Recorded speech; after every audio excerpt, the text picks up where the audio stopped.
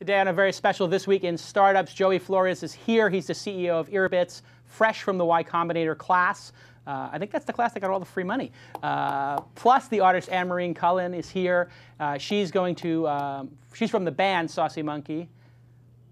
Did I just say Saucy Monky? I did. And she is an Earbits client, and she is going to tell us about her band and how they use it. And she's written a song just for us. And Tyler's here. Tyler, where are you remoting in from? Seoul, Korea. Seoul, South Korea. Tyler is tuning in from Seoul, South Korea, all that and more right now on This Week in Startups.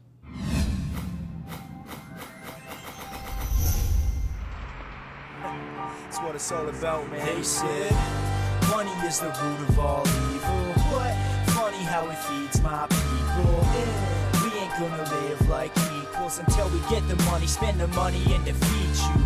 Yeah. Money is the root of all evil. What? Funny how it feeds my people. Yeah. We ain't gonna live like equals until we get the money, spend the money, and defeat you.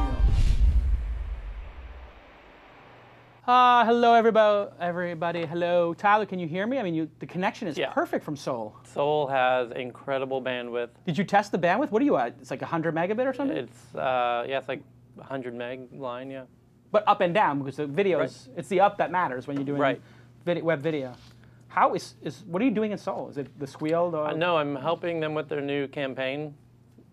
The Koreans? It's the tourism board has a new slogan they're trying to promote. Oh, really? Yeah. Oh. We got Seoul and we're super bad.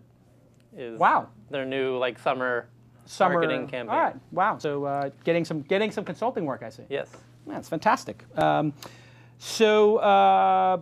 Very interesting show today. It's the first of the Ycombinator companies from the class, and they're actually an LA-based company in the music business. It's really cool. It's sort of like the StumbleUpon / Pandora, like next wave, next generation audio and music site. But I want to tell you first about .co. Your name is your identity online. Obviously, don't settle for a ridiculous name with a dash in it, or a .ly, or a .this, or whatever. Google ranks .co domains the same as .coms. Really?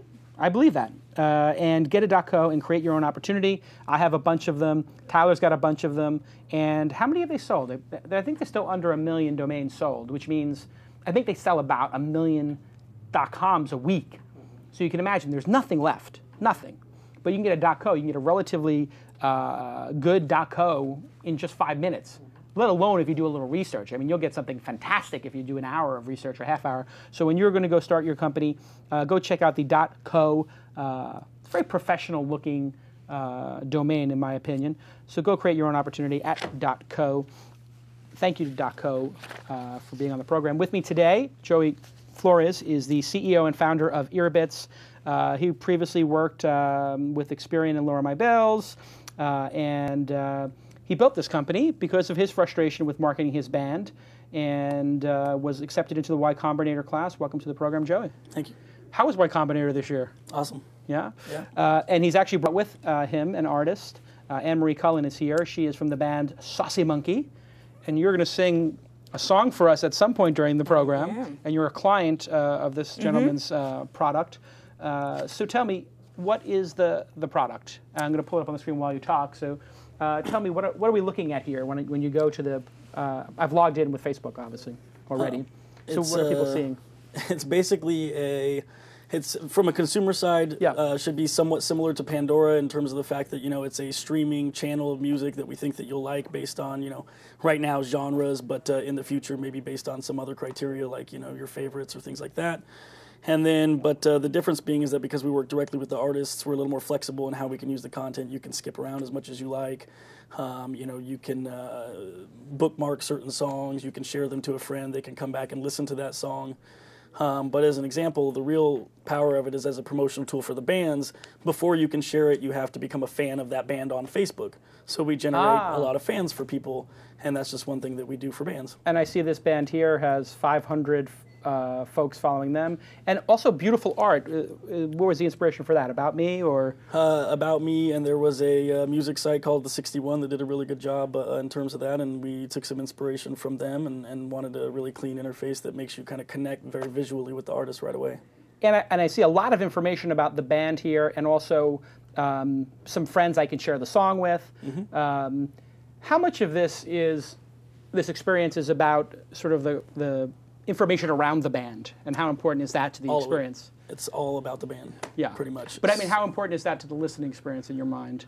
I think it's very important. Well, first off, we get a ton of compliments on it, and people really like the interface. Yeah. And then, we've ran some user testing, and, people are like, I wish there was show info. So we've now got a partnership where if actually to your right there on the screen, you can see. They're playing the Brooklyn Bowl. That's right. So if it was a show within 50 miles of where we are right now based on IP, it would have actually above the fold slid out a thing that says, come see us at, Molly Malone's. And so you've created a bunch of channels here, so it's sort of by genre. Right. And for now, by genre. In the future, I'm sure it could be by your taste and what you've liked, perhaps. Yes. Which is pretty obvious, I guess. And the business model is what makes this so interesting, I think, in people's minds. Tell the audience a little bit about the business model. So basically, as a band, you can purchase airtime. It's a bid model, or will be a bid model when we're offering the paid services. Right. So starting at a penny a play, you can buy $20 worth of airtime. You can specify that it's in LA for the 3 weeks before your show. So for $20, we will play your song for 2,000 people. And that reminds me a little bit the sort of inlining of a promotion, a StumbleUpon, right? StumbleUpon, you have the toolbar, and you're going next page, next page, next page. It's all voted up content, and then they serve up maybe one every 10 or 20 pages. Here's a somebody who paid a nickel to show this page. Sure. And then that person might actually get some thumbs up if it's good. Yep. And then they get into the social flow, so you can sort of goose it. Is that the sort of the concept here? Yeah, to some extent. I think that there will be a lot more targeting and optimization over time. You'll see that, like, you bought let's say you bought $100 worth of airtime and you put 10 songs from your album in. You'll notice that one of them gets a higher click-through rate to your Facebook page than another one. You can take that one out. And you can do a lot of things around, like, think of each song as an ad. Right. And optimize it the same way you would with AdWords, where, like, this one gets a lower click-through rate, so we're going to take it out. This one gets a higher click-through rate in Cincinnati, but not in St. Louis. So Annemarie, you've started using the platform. What do you think as an artist when you hear this sort of concept of buying radio time? Does that seem scary at first? And no, not at all. And we've just really started to look into more of the tools that Earbits has to offer, and I think it's great because I think as an artist, if you do want to promote your show, if we want to. It's usually either pay a publicist like $1,500, or pay a radio promoter. At least with Earbits, what they're planning to do is you can target an area. If I know that we're going to go do a Pacific Northwest tour, then we can just target those areas, and for $100 or $200 or whatever, it's not going to break us if it doesn't work, but it's at least given us some tools to give it a go, Yeah, and so how do you make sure the quality's, not Rebecca Black Friday.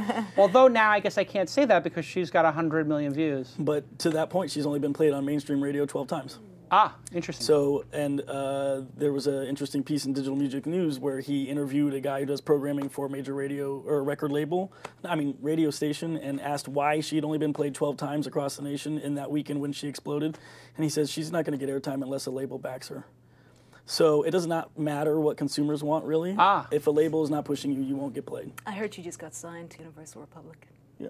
Wow. So let me ask you just an honest question, it has nothing to do with the internet or whatever, but just as an artist, when you see something that horrific, get all that attention, do you just want to kill yourself or something? No, you're a fine musician and you've been... I have to say, I take my hat off to anyone who can make a living or make money in this business, and I have to say, it's I hate myself for admitting this, but that song got stuck in my head, and I do enjoy it in a perverse way, and she's 13, she's 14, she's, I'm like, fair play to you, Yeah. It is extremely catchy, and I don't know, I saw Jimmy Fallon Stephen Colbert do a cover of it, and it's just, you're right, it will not leave your brain. It's torturous. There's only 2 words in the lyrics. So. That's true, it is easy to remember, actually. The hook is the lyrics, yeah. Pretty much. And so, should people look at this, I guess when the radio stations, if this becomes successful, we're going to say, oh my God, it's payola. Oh my God, payola, it's like this history in radio. How do you address that issue? And how do you soften it to artists? Obviously, this artist doesn't care. It's cheaper than payola. I think interesting. I think the big problem that people have with payola is that because a regular radio station has a huge audience all at the same time. They cannot provide a personal stream to each person. You can only play that game if you have millions of dollars, basically. Right. So, and it still happens, and Right. record labels still, you know, hire promotional companies that then get them radio airtime. It's just a workaround. So it still very much happens, and we're really just like evening the playing field and saying like, this is something that already happens. Everything you hear on the radio is there because someone basically pushed to have it on there with financial backing or free concert tickets or whatever. So the system's broken anyway. But yet, independent artists with very, very good music are completely unable to participate, and really it's the missing gap. Like, you can now record really cheap and sell really cheap, and you can't market at all. Yeah, interesting. And so I had asked you about quality, and we had sidetracked. How do you maintain the quality of the stream? We have an editorial team. So right now we have 4 people on that team. My co-founder, Tom, graduated top of his class from Berklee College of Music, and he hires everybody. They screen everything that comes in. So you screen everything, you curate it. I'm assuming that you ask people to be on it without paying currently. Everybody is free right now. Free right now. What percentage of it do you think will be paid? How many, every 5th song, every 10th song, every other song? How is it going to work? Because you do have the ability, if you don't like something, and you know that this is, is paid promotion, if you know that and you can always fast forward, is there an issue? And in if fact, it was 100% paid, or? Well, so I don't know what percentage it will be. We forecasted like half. But also, if you skip in the first 30 seconds, the artist is not charged. So that protects the artist. Right. So we're trying to be as friendly as we can to the artist and saying, like, put the onus on us to match people with the right audience. Right. And if we've done a poor job, then you're not charged. And in a way, people who are into independent music would look to this as a way to find stuff because you're curating it. And isn't the fact that they're paying a signal of quality? Like, they must have reached some level of seriousness if they're trying to promote their show. Like, I don't look at the ad in the Village Voice as payola, or I don't look at the ad in the Village Voice as something bad. Oh, wow, the artist paid for an ad in the Village Voice or LA Weekly. That means they probably are taking their career seriously. I maybe want to consider it. Sure, but Rebecca Black probably takes her career very seriously. So I think the thing is that while somebody paying for placement means they're taking themselves seriously, they're still not a gatekeeper in the Village Voice. Like, on Earbits, you know that everything that hits here is up to a specific level of quality. Is the user going to know when we're looking at the interface if this is paid promotion or not? And is that necessary or not? Because I know that in the terms of service it explains this, but should it say that this is paid or not? We may do something either in the About Us or as a welcome message when we start charging. I'm not sure. We'll have to see how that plays out. But to be honest, I mean, I don't know. From a legal perspective, what do we have to do? From a setting expectations perspective, what do we have to do? But at the end of the day, these are the exact same people we want to be working with when it's a paid product, and no one's complaining about the music. They think it's awesome. Yeah. And the back to the design for a second. If the person is on tour, would that be something you'd overlay, like up top here, like the promotion? Like, so maybe if I'm paying for it, I can get a little more control of the interface. Is that part of the plan? Yeah. So right now, if you have a show, if the band's playing a show within 50 miles of the person listening based on IP, we slide out a little thing saying, "Come see us live at this venue." And that actual slide out ad is basically the real estate that the band gets to promote above the fold. And we're actually about a week or 2 away from launching the ability for them to put in whatever they want. So they can be like, pre-order my album on iTunes, sign up for this contest through Topspin, for example, or whatever. They can use that real estate for something other than a show if they would like. So, Annemarie, what's your goal as an artist now? Is your goal to get signed to a label? What is your aspiration? No, it's not. And what do you think the aspiration are of artists in general in the music space? I would like to just make a living out of doing it independently. You know, right now I think I get about half of my income from music. Our focus has been, my band's focus, TV and film placements recently, because we found that that's a very good way to just reach a broader audience. It's kind of, in some ways, an extension of radio. So we had a lot of placements on Nickelodeon shows, believe it or not. So we've had, the tweens, which we were never going after, finding us through that way, because we've been playing on iCarly and Drake and Josh, and on the other end we've been placed in very cool indie films, so. So that is our focus, actually, because then, you can get on film soundtracks, or if it gets played on TV, if you're the writer, you can get performance income from that. Because downloads, and CD sales are no longer really the primary. You kind of have to think outside of the box a little bit. And how much of your time is spent thinking about how to make the band sustainable and make a living doing this versus doing the music, writing songs, playing the songs? Well, it's kind of been more just about doing the music, because I think if you get too caught up in the other thing, it spoils the art, because you start. Because I was signed for a while to a few years ago to Warner Chappell, which was a great experience, but in the end, it was just very much a mindset of what can I write that Pink will cover or something. So you're not writing as an artist, and it kind of kills it, and it kind of kills the fun. Because that's the way they make money, the publishing. If your song gets covered by somebody who's already made it big, right? Then you make money and your publishing company makes money, Right. But it's I think we just kind of decided just to have fun with it, and then if you do music that you do because you like it, it kind of I think people see the honesty in that, and if they jump on board as well, the authenticity. Yeah.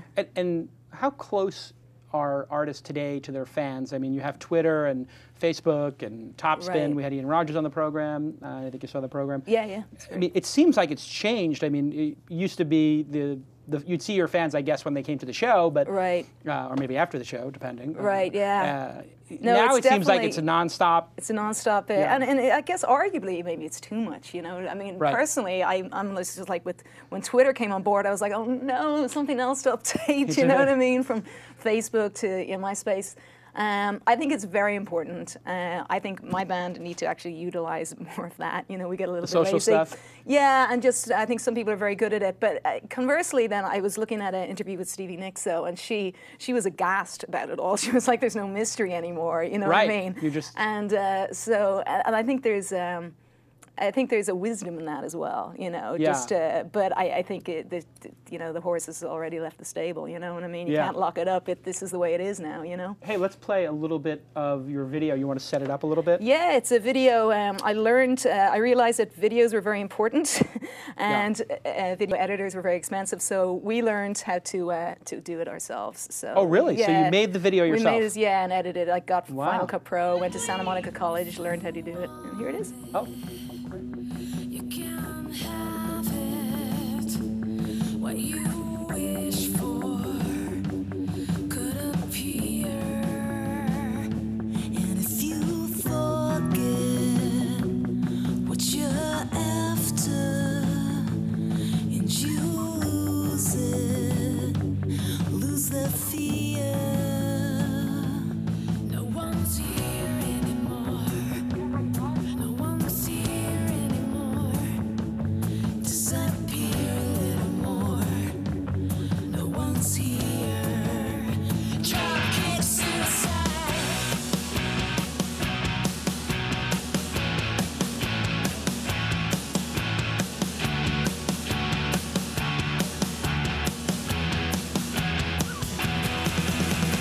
Flow to the top, neither will drop. I'll be the one still holding. Shed on your skin, crash what you build. I'll be the wind you're holding. Oh, It's in shatters now. The I'm economy. from Cork. I love Original. Cork. Cork's my favorite. Or at least my great-grandparents are from Cork. Oh, Cork's great. Yeah. Yeah. Oh, hey, we're back. We're just talking about Ireland. Wow, great. So now as an artist, not only do you play the concerts, record the music yourself, but you're shooting the music videos. I know. Well, my co-writer, Cynthia in the band, she produces the records, and we recorded in her studio, and I got the task of learning how to use So much great music out of Ireland, huh? Oh, I know. Yeah, we were just, I grew up there and left just because I went to college there as well, and lived at home with my parents because it wasn't the thing for the kids to go away for college. Right. So at the end of college, I was like, I need it. So I went to Los Angeles, which was kind of really, just like right past New York. Yeah, right past New York. Usually the Irish stop in New York for a bit. Well, I did during college actually. I stayed in Montauk, but so it was great music, still coming out of Ireland. Yeah, it's great. When I was in the 80s and 90s, we were big fans of Black 47, which was an Irish band that I'm sure you know. I don't know their music, but I know it's every American mentions them to me, but not really every Irish person. You know what I mean? No, they were. I think Irish Americans they particularly spoke to, or people who are expats living in New York. 40 Shades of Blue. Poor We used to Shades go, of what was the name of the bar we used to go see them in? But that was actually one of those bands that was like, very close to their fans and would play the same gig every week at a bar. Right. And Flogging Molly was kind of the same from here, based here, you know. Ah, interesting. Yeah. There's all these local Irish pubs that need a house band. Yeah. And so you guys saw you both saw the interview with Ian Rogers, I guess, from Topspin. Yeah. Yep. What do you guys think about the music industry itself? Since we have you here, we talk about the big picture. What do you think the labels are going to do? Are they going to dip down this, to this level and start understanding the granularity of the technology and connecting with fans? Are they capable of doing that as they're currently constructed? I think when Ian said that like Warner Music Group is doing the most like 360 deals, personally I think that that's what will have to happen for the labels, because as recorded music, when people talk about like the state of the music industry being really bad, they're really just talking about recorded music. They're not talking. I mean, if you take into consideration concerts and merchandise and all these other things, the music industry is as healthy as it has been. It's the record industry that's really having a tough time. So I think if the record industry says, hey, we do a lot through helping you with your albums and other merchandise to really build you as a brand, and we deserve a piece of these other things, ticketing and things like that. Merchandise. I think they're entitled merch. if they merch. I'm learning all these merch. Yes. I love that. I mean, I think if they help you build your brand, as long as it's fair, they deserve a piece, and if they do that, then I think that the interests get a lot more aligned. Like, as an example, like I would really love, right now Warner's up for sale. I think it'd be awesome if Live Nation bought them, which is one of the bidders, because then the concert promoters have the catalog at their disposal. So if we wanted to work with Live Nation to promote shows through Earbits, they could actually license us the music, whereas right now it'd be like a war between Live Nation and the label. Ah, right. Yeah. Because Live Nation is more the 360 company, and well, just in general, they profit from the band playing these concerts, Yeah. and unless the label has a 360 deal, they don't, so they want to know how are they going to benefit. I do think it's going to get to the point where just all music is just free online, and everything is merch and shows and other stuff, and just the concept of having to pay for the music just sort of goes away, and streaming and subscriptions are... I don't think it will completely go away, because I personally like, first off, I still buy CDs. I like to get the product in my hand. I also like the art, and I think that the artists put a lot of thought into what they want. So that's sort of specialized merchandise for top-end people. And also, you just have some people who recognize that an artist deserves to be paid for their work. I mean, it's not just like, it's not 3 minutes of their life that you're listening to in that song. It's their entire life's experience, all of the practice that they've ever put into their instrument, and then finding the 3 or 4 right people. I mean, it's a very magical thing. So, like, why would I not pay $1 for that? Yeah. And it's very expensive to record an album. I mean, even if you do it at home, like we're doing it, in our studio for free, we still hire an outside mixer, which is... What does it run now to make an album sound good? We were just talking about that before we went on. I mean, we probably spend $400 to $500 a track just to mix it, and that's not... We give our time for free, and then you have to get it mastered, which is an extra or whatever, I don't know, a track, so... Really, I would say, I mean, you can do it cheaper, but anywhere from $5,000 to 20 is realistic, Would you agree with me that if you want to do it, I mean, and that's really cutting it, that's not really taking into account pressing up 1,000 CDs, which arguably you don't really need anymore in this digital age, you can do a short run, Right. but so it is, I kind of, I know everyone's saying, give it for free, blah, blah, blah, but it is hard for an artist to, I get the concept and I get the reasoning behind it, but it's hard. I would feel sad if it turned into everything's for free and the rest is just merch, the Kickstarter model, which seems to be just booming, and this idea that I get to be an executive producer of an artist album and I get to be on the, like, my God, I can't imagine if Black 47, when I was 19 years old, I got to pay $100 to have my name on the CD, and my head would have exploded, Like, that would have been so amazing. Right. Like, do you think that this is a sustainable model? Have you guys tried it or thought about it? We have thought about it. We haven't tried it yet. I'm not ruling it out. I think it's been great. I mean, I think Julia Fordham? No, not Fordham. I can't remember her name, but she was the one who first released I Kissed a Girl, but it wasn't Katy Perry's I Kissed a Girl. Yeah. She got like $80,000 or something. I mean, but she kind of jumped on board, and tons of my friends are doing it and doing it very successfully. Like a friend of mine, Sylvie Lewis, wanted to get a video, an animated cartoon kind of her songs, and she put it out there, and sure enough, she got like $8,000, I think. Amazing. Yeah, it's and you fantastic. I'm assuming you have a mailing list. Yes. On MailChimp? Do you use MailChimp for your email? It's okay if you don't. No, I don't, but I'm going to because I check heard out I MailChimp. did check out your big blurb about it, Absolutely. and I did because we pay for ours. And, You pay for yours? Yeah. And how many people are on the list? Is it 1,000 or a couple hundred? or- I don't know. Under 'cause 2,000 is free on MailChimp. That's what I heard. Yeah. Because you sold it very well. And how is MailChimp, how is the email, how does email work? Is that like the key thing for bands now? It seems like getting people on your email list to tell them about future shows and Yeah, merchandise? email, Facebook fans, Twitter, whatever you can. I personally know about what's going on just because from the old school, from being on an email list. Because Yeah. if you're not on Facebook all the time, you can Right. sometimes miss that feed and stuff like that. Yeah, you know? it seems like email is just this amazing way to then fund get the Kickstarter started. Absolutely, yeah. And get those people into it. Right. No, it's a great idea. I think Kickstarter is a brilliant idea. You know. Yeah, we got to get them. I invited them on the show. It's like one of those, and the guys from he's like, I'm a huge fan of the show. Oh. And I was like, great. When are you coming on? He's like, I can't come on right now. And I said, what? And he said, you're a huge fan of the show. He's like, we just don't want to talk about our business, and you're going to ask all these questions, and we don't want. So I think that means they're crushing it, and they're doing so well that they don't really want competitors or inspire other people Right. to get into the space. But it's so clear that that's working. People have raised millions of dollars on that. It's, Yep. it's pretty demented. Now, you wrote a song for the show. I did. Wow. Is it about Tyler? Does it have a Tyler reference in it? And No. I could slot one in on the fly. No, it No, does I have a Jason reference. I'm not going to wow. lie. Oh, wow. Well, I'm really looking forward to it. And you will really look forward to using GoToMeeting. Huh, Tyler? Pretty good segue? Not bad. Not bad? Okay. That was pretty forced. But what's not forced is how smoothly this product runs. You can hold unlimited meetings for one flat rate, collaborate with remote colleagues, attend meetings from your Mac, PC, or iPad. What? You can, wow, that works on iPad. Hey, we're having another contest. This is the greatest contest ever. Mo3000 was in here before. Jason, GoToMeeting, they love their first sponsorship. They have signed up again, but I'm really nervous. I want to make sure it goes well because they could become our bread and butter go-to client. Is there any way you can come up with some creative idea that would make them really happy? And I'm just like, and literally, I was out of the office for 2 or 3 days. It was a speaking gigs yesterday.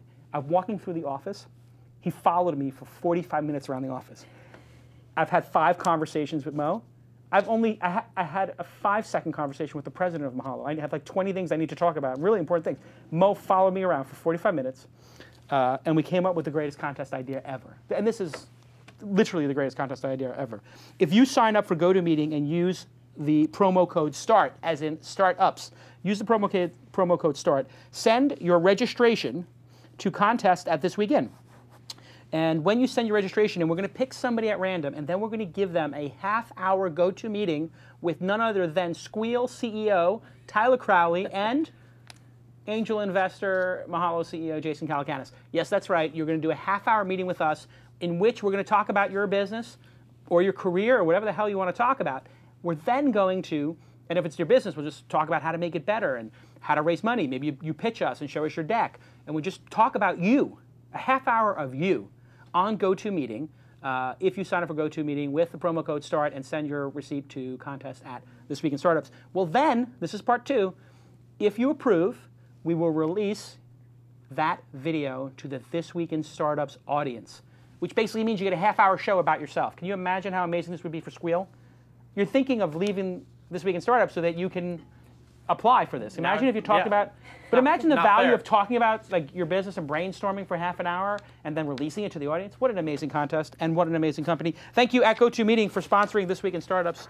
All right, we need to hear this song. All right. I am Now, I so only wrote flattered. it yesterday, so if I screw it up, you're not going to know, I guess. Are we going to because dim the lights? Can we dim the lights a little Oh, bit? that'd be nice. I feel like it's just too bright. We have these little mood lights. I think the poor crew is like, you got to tell us if you want the lights dimmed. Very nice. Let's dim the lights. Working on dimming the lights. There is a little sing-song bit at the end. Oh, really? We're that going to you'll sing as a catch. group? It's like a little na-na-na kind Oh, of okay. thing. We can get into that. We could do yeah. it. We did Rebecca Black's Friday on the I show. saw it, and then yeah. we like doing a little. I think I need to get a band on the show. Like, wouldn't it be amazing if we had like a house band? Sure, me. Yeah, and maybe. my crew. Come on. Saucy Monky will be the Saucy house Monky, band. yeah. Oh, look at the lights are coming down. All right, I'm going right. to sit back here and let you take You the guys stage. do a little kind of thing. Yeah. Just Thank you for having me on your show. It's been a pleasure getting to know you beyond the scope of my computer screen. Oh, Jason, you make each Friday better, better, better. They're starting up better, better. You make each Friday better, better, better. They're starting up better. For being such a debonair, you have intelligence beyond compare. It's been our pleasure being on your show. Oh, Jason, you make each Friday better, better, better. It's starting up better, better, better. It's getting much better, better, better. It's starting up better. Here we go, let's sing along. Na na na na na na na na na na na na na na na.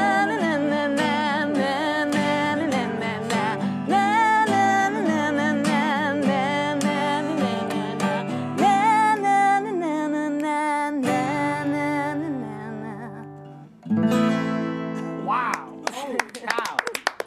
I mean, unbelievable. Oh, well, thank you. It can be your new theme song. It is the Screw new with this theme rap song. music. I know. Rap don't is need no out, rap. man. Rock is back. I love it.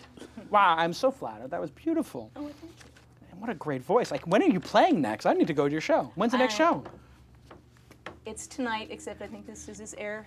Yeah, this won't air tonight. So, when's? How do we find out about your next show? You have a website for your? Yes, saucymonky.com. SaucyMonky.com. But monkey is spelled Monky. Okay, no E in the. Just drop the E. Yeah. Just like Flickr We're at drops the the E. Kibitz Room next month, actually May 15th. The what? The Kibitz stream? Kibitz Room. The Kibitz. Like by Cantors. Oh, okay. Yeah, it's the a cool, Kibitz. cool, I like kind of- that. Yeah, I think it's May 15th anyway. The but, Kibitz room. Yeah, and it's Saucy- next to Cantor, so that's kind of like Yeah. that's clever. Yeah, no. Ah, wow. Saucy Monky dropped the E. It's like a band 2.0. That's right. Tyler, what do you think of this Earbits? I mean, I'm fascinated by this because you know what?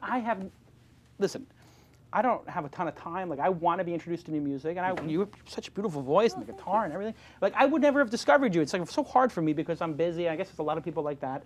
So I just listen to old Dylan albums or whatever. You know, I happen to have Jackson Browne or whatever. What do you think of this concept of like sort of serving up the new stuff based upon region and the sort of pay for if they listen for more than 30 seconds, blah blah blah. It's interesting that music startups have had a kind of a tough go, right, historically. Yeah. Where travel-related ones tend to actually, on a percentage basis, do really well. Music ones have a really hard go of it, and a lot of investors have been shy in the past. It Right. seems like that's starting to shift again. It's like people are ready for. Well, it's also because the startups have shifted, right? Like they're not trying to get the music from those guys who don't want to Right. give it to them. They're Yeah, now saying, they're let's go to the attaching- next level of bands, the up-and-comers, and enable them. Right, attaching It really is like a real models to revolution. them. Yes. So that's exactly right. Yeah, it's more Yeah. about building a real business and Not just distributing the old stuff. right. You agree with that, right? But I guess the hard part in this one would be servicing both the artist and the audience, and in which measure.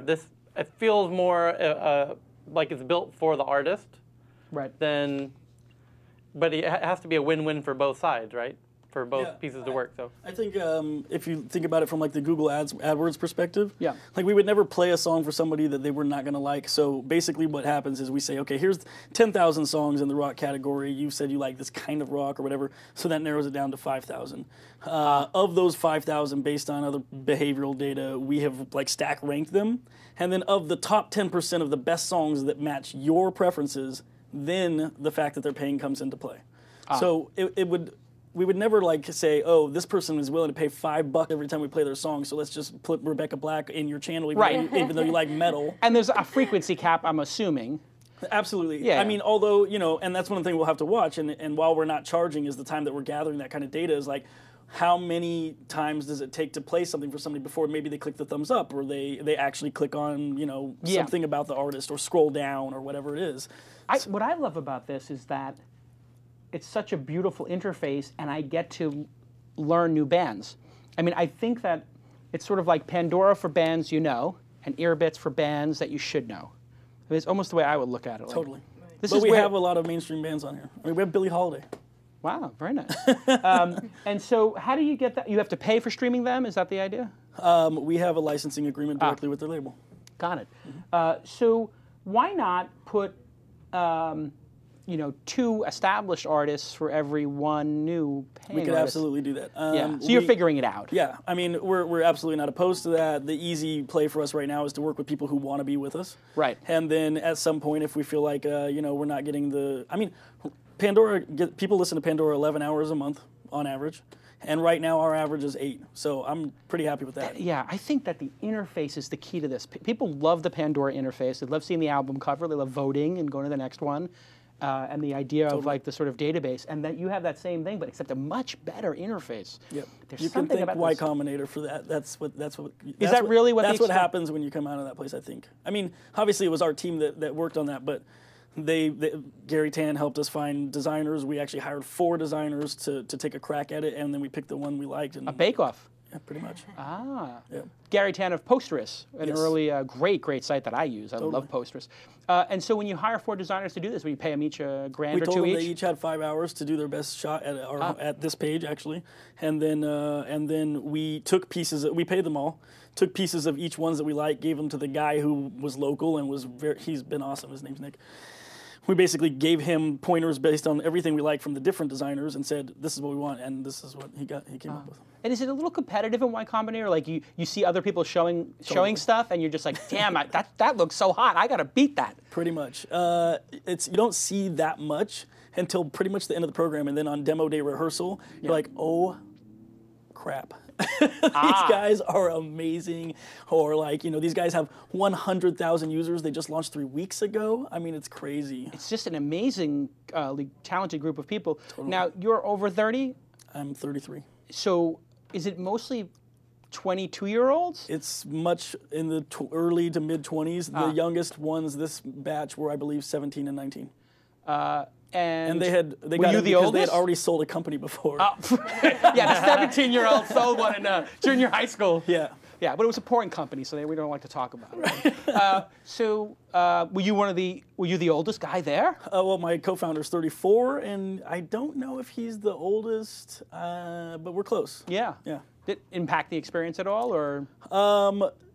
Well, you get the occasional other founders asking you to buy them beer, but other than that... Other than that, it's pretty much it. So the sort of quasi-critique and you know, anything amazing like Y Combinator is going to get some critiques, is too many companies. Like I guess it's 43 were in the last class. Is that valid? Do you think they've had any sort of quality drop-off because of the number of people in the program, or that as a participant in the program, the quality goes down for you in your experience? The feedback from the alumni that came in and saw everybody's pitches is that the quality of the companies has gone up. I agree. And my personal feedback, not knowing what the other people experienced, was that if there's been a drop at all in like the attention that you might be able to get from the partners, which there really isn't, they'll make time no matter what. Right. But if there is a little less focus by them because they just have to learn so many more people and everything else, it was made up for because you had Leah on here from Convoy. Sure. That tool was crazy. We were all in there chatting, and you know, we would open up a thread about, you know, marketing, and whoever had a lot of experience in there would talk about that, and it was very beneficial. Yeah. Oh, so you're the second one from the class. I thought you were the first one we had on so far, but yeah, we did have Leah on. Yep. And so you absolutely recommend it. I mean, as an entrepreneur, I think it's ridiculously underpriced. 6% of your company, and how many investors did you get to present to? It's like 350. 350. Right, and it's not like just random people. We're talking about like it's the cream of the crop. Yeah, pretty much. That's amazing. You know, I've never been invited. It's interesting. I think Paul Graham and I have a little thing. I got to have a cup of coffee with him next time I'm up there. I wrote a couple of things, and maybe I don't know. Sometimes I alienate people. I don't even know it. So I'm sorry. I think actually they just are very, very focused on. That's probably what it is. Silicon Valley. Yeah. But there's not a tremendous amount of people from other regions, really. Yeah, I mean, and so they didn't have 350 people at one time, though. You had to present multiple times. There were so many investors. 3 pitches to investors and 1 pitch to the alumni. Holy cow. Yeah. And what's the point of pitching to the alumni? You pitch before you pitch to investors to get a practice run. You do it in the same format. And then also a lot of them now are investors. I mean, the Heroku guys just had a tremendous exit. So like a lot of the alumni are also angel investors. I think Airbnb and Dropbox are both going to be billion-dollar exits. They're crazy. Billion-dollar exits. And the power of the YC is like we've talked to most people at all of those companies about like I had like office hours with the guy from Dropbox about their referral program and how could we turn that into something for Earbits. Like that's it. You just get them on the line like no problem. Yeah. Awesome. Continued success with Earbits. It's really a well-designed product. It's very beautiful, well thought out, and I really like the sort of challenging the status quo and how it works. What a beautiful song that you sang. Thank you. SaucyMonkey.com, dropped the E. Thank you to GoToMeeting, and thank you to .co for sponsoring the episode. Independent media like this would not exist without their help, so thank them on your Twitter account. Just say thank you at .co and thank you at GoToMeeting. Thank you to Tyler for taking the time. What time is it in Korea? I mean, it's morning, right? Let me see. Let you see. You going to pull up the exact time in Korea? Yeah. I'm pulling up the exact time. And it's a bit of a tell. Anyway. It's like did you go to the nearly 4 in the morning. Yeah. Nearly 4 in the morning. You look fresh as it's like almost like like a 4 in the daisy, afternoon right? to you. Go get the Jajimyeon across the street at the Ritz-Carlton. The place is I amazing. remember it well, yeah. Yeah, go there and bring me back some. Hey, so you guys would work with a Topspin, right? Like it's not like Totally dying to. Oh, do you know Ian? We need a little bit more of an audience, but like that's exactly the point. Is you can take the Topspin tools and put them on your Earbits page and not have to go finding your audience. You just put them here, and we bring an audience. Genius. So if they have special the quote is merch. that everyone else is building a better mousetrap. We're bringing the cheese. Wow, there's a tagline. Bring in the cheese. I feel like that's a T-shirt. Bring in the cheese. Wow. Well, continued success with it. And I'm going to recommend that everybody just turn off your Pandora for the week, just for a week, and use Earbits and see if you maybe you find some new artists, some great artists like Saucy Monky without the E. How did you come up with the name Saucy Monky? I mean, I know what a cheeky monkey is. Right. Saucy Monkey is more of an English thing, and we were reading a book by I can't remember who wrote it, and they said Saucy Monky. They said Saucy Monkey, and Cynthia was like, "I love that."